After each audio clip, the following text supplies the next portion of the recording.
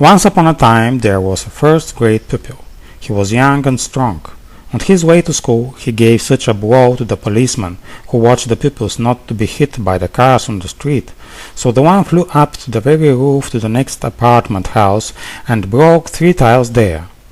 Then the policeman had to be taken down by a tower crane.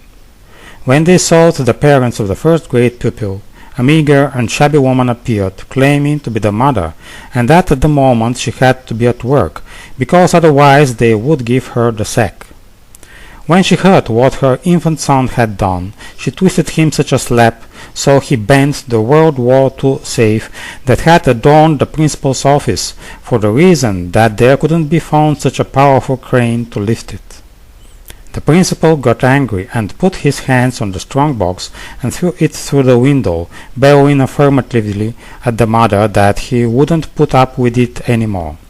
The mother burst into tears, and the first-grade pupil and the principals got into fight.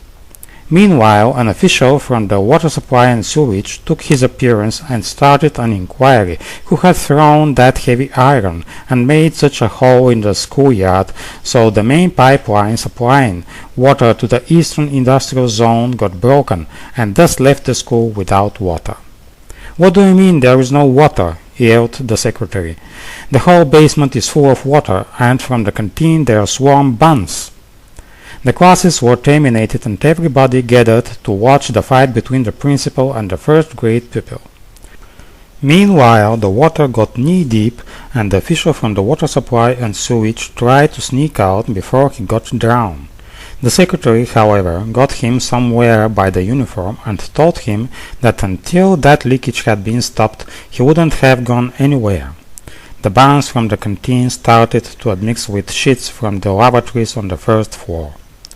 The mother of the first-grade pupil took a child by hand and headed to the exit, explaining that she gave one child to this school, one she had taken back, and it had been her least care if the child was the same.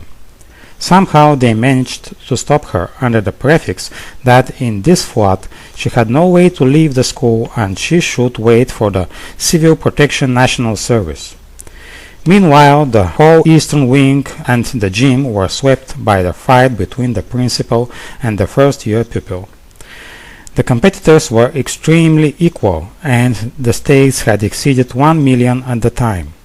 A CNN helicopter was flying around the school, broadcasting online details about the disaster.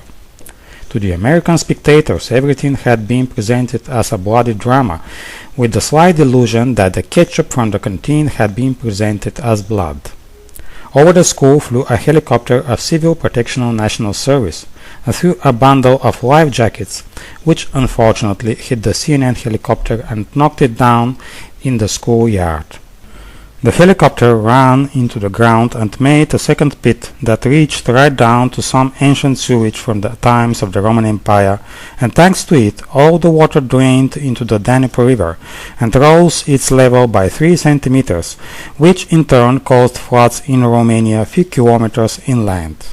The school day, broadly speaking, was half ruined, and after the principal and the first-year pupil were separated by the cleaning woman, everybody moved to the west wing, and there they squeezed together 3 classes in a classroom to fabricate somehow the classes. The first-year pupil admitted him guilty and promised not to go to school anymore, but the next day he went to school again. That's, in general lines, how the Third World War started.